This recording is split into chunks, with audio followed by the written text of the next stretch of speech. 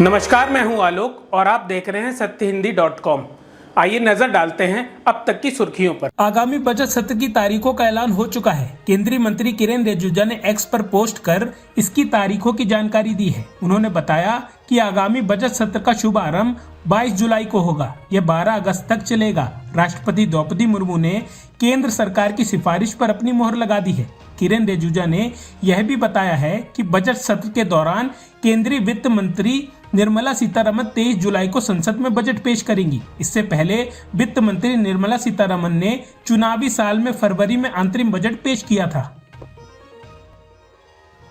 Samajwadi party अध्यक्ष अखिलेश यादव ने एक ऐसा कदम उठाया है जिससे कांग्रेस की टेंशन बढ़ सकती है। दरअसल अखिलेश यादव ने सहारनपुर के पूर्व सांसद और बहुजन समाज पार्टी के नेता फजलुर रहमान को समाजवादी पार्टी में शामिल कर लिया है। इसको लेकर चर्चा होने लगी है कि अगर सपा और कांग्रेस के बीच सब कुछ ठीक चल रहा है तो उन्होंने कांग्रेस सांसद इमरान मसूद के विरोधी नेता को सपा में क्यों शामिल किया है। हालांकि इमरान मसूद के अखिलेश यादव से भी संबंध अच्छे नहीं रहे हैं। पहले वो सपा में थे, फिर उन्होंने बीएसपी ज्वाइन की, इसके बाद वो कांग्रेस में शामिल हो गए। सहारनपुर ऐसी सीट है जहां पर अखिलेश यादव को लगता है कि ये उनकी पार्टी की जमीनी सीट है।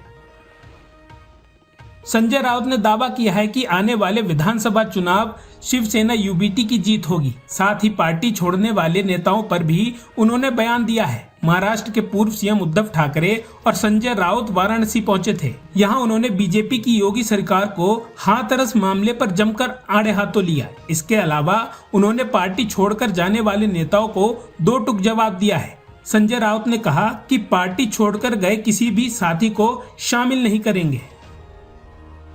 कांग्रेस के वरिष्ठ नेता राहुल गांधी ने शनिवार को गुजरात में कहा कि उनकी पार्टी भारतीय जनता पार्टी को उसी तरह हराएगी जैसे उसने हालिया लोकसभा चुनाव में अयोध्या में उसे हराया था। लोकसभा में नेता प्रतिपक्ष राहुल गांधी ने अहमदाबाद में पार्टी कार्यकर्ताओं के सम्मेलन को संबोधित करते हुए यह टिप्पणी की है। राहुल गांधी ने कहा, उन्होंने हमें धमकाकर और हमारे कार्यालयों को नुकसान पहुंचाकर हमें चुनौती दे दी है। मैं आपको बताना चाहता हूं कि हम सब मिलकर उनकी सरकार को उसी तरह तोड़ देंगे जैसे उन्होंने हमारे कार्यालयों को नुकसान पहुंचाया है।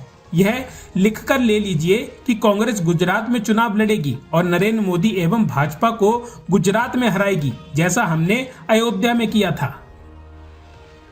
कांग्रेस सांसद राहुल गांधी ने राम मंदिर के मुद्दे पर प्रधानमंत्री को घेरा। उन्होंने कहा, अयोध्या में राम मंदिर का उद्घाटन हुआ लेकिन वहां की गरीब जनता दिखाई नहीं दी। अडानी अंबानी जैसे लोग दिखे लेकिन राम मंदिर आंदोलन शुरू करने वाले अडवाणी नहीं बुलाए गए। राहुल ने एक बार फिर से गुजरात में इस बार भाजपा और प्रधानमंत्री नरेंद्र मोदी को हराने का दावा किया। उन्होंने ये बात कांग्रेस कार्यकर्ताओं से लिख कर लेने की बात कही है।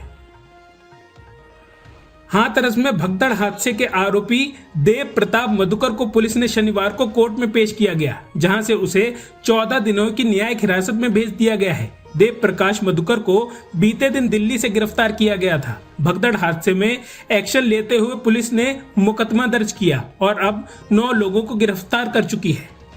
हाथरस भगदड़ के बाद सूरज पाल उर्फ भोले बाबा पहली बार मीडिया के सामने आया है। बाबा ने मीडिया के सामने बयान दिया है। उसने कहा है कि 2 जुलाई की घटना से बहुत दुखी हूँ।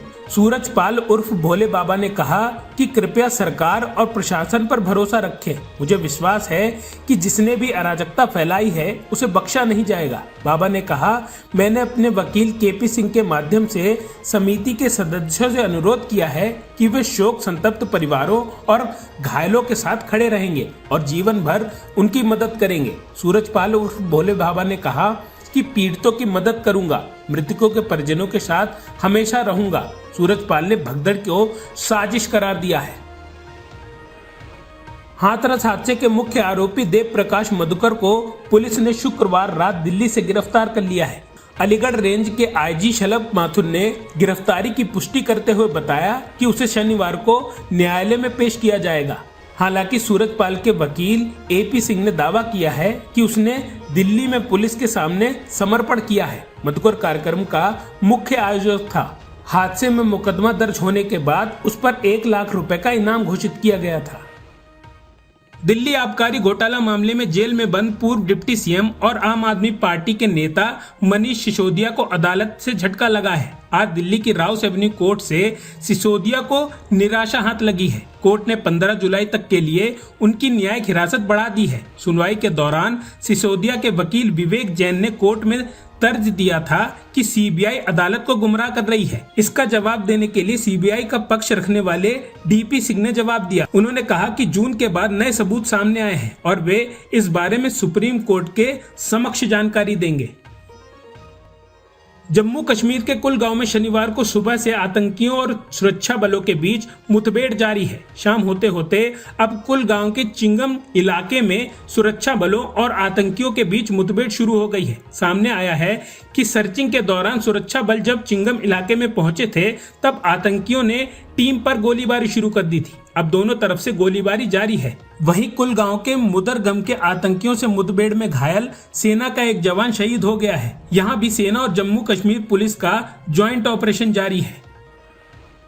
नीट यूजी 2024 की काउंसलिंग को अगली सूचना तक के लिए टाल दिया गया है। काउंसलिंग 9 जुलाई से शुरू होने वाली थी। यह जानकारी तब आई है जब सुप्रीम कोर्ट ने नीट यूजी की काउंसलिंग को स्थगित करने से इनकार कर दिया है। परीक्षा के पेपर लीक का आरोप लगाते हुए सुप्रीम कोर्ट में याचिका दायर की गई थी। काउंसलिंग को लेकर यह घटनाक्रम नीट परीक्षा में पेपर लीक सहित कई अनियमितताओं के आरोपों के बीच हुआ है। एएनआई ने आधिकारिक सूत्रों के हवाले से बताया है कि नीट यूजी की काउंसलिंग शनिवार को अगली सूचना तक स्थगित कर दी गई है। काउंसलिंग की नई तारीख की घोषणा अभी नहीं की गई है। मायावती की पार्टी बीएसपी के तमिलनाडु प्रमुख आर्मस्ट्रांग की हत्या कर दी गई है। शुक्रवार को चेन्नई में बहुजन समाज पार्टी के तमिलनाडु प्रमुख पर 6 बाइक सवार लोगों ने तब हमला किया जब वे शहर के सेम्बियम इलाके में अपने घर के पास पार्टी के कुछ पदाधिकारियों से चर्चा कर रहे थे। हमलावर भाग गए। परिवार उन्हें अस्पताल लेकर गया लेकिन उन्हें मृत घोषित कर दिया गया। हमलावरों की पहचान नहीं हो पाई है। बीएसपी के कार्यकर्ता और समर्थक राजीव गांधी अस्पताल के बाहर प्रदर्शन कर रहे हैं, जहां शव को पोस्टमार्टम के लिए मोर्चरी में रखा गया है। वे दोषियों की तत्काल गिरफ्तारी की मांग कर रहे हैं। इसी बीच पुलिस ने 8 संदिग्धों को गिरफ्तार कर लिया है।